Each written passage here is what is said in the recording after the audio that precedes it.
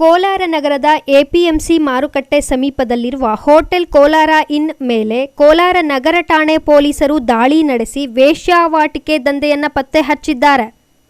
ಪೊಲೀಸರ ದಾಳಿಯ ವೇಳೆ ವೇಶ್ಯಾವಾಟಿಕೆಯಲ್ಲಿ ತೊಡಗಿದ್ದ 5 ಮಹಿಳೆಯರನ್ನು ರಕ್ಷಣೆ ಮಾಡಲಾಗಿದ್ದು, ಲಾಡ್ಜ್ನಲ್ಲಿ ಇದ್ದ 3 ಪುರುಷರನ್ನು ಪೊಲೀಸರು ವಶಕ್ಕೆ ಪಡೆದಿದ್ದಾರೆ. ಲಾಡ್ಜ್ನಲ್ಲಿ ರಾಜಾರೋಷವಾಗಿ ವೇಶ್ಯಾವಾಟಿಕೆ ದಂಧೆ ನಡೆಯುತ್ತಿದೆ ಎಂಬ ಖಚಿತ ಮಾಹಿತಿಯ ಮೇರೆಗೆ ಪೊಲೀಸರು ದಾಳಿ ನಡೆಸಿದರೆಂದು ತಿಳಿದು ಬಂದಿದೆ.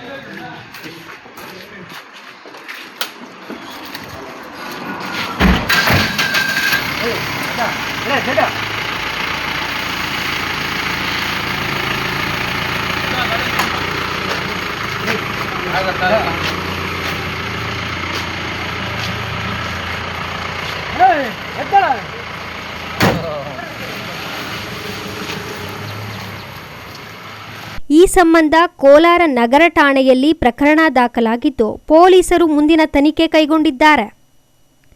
N M Suresh, MMTV news, Srinivaspur.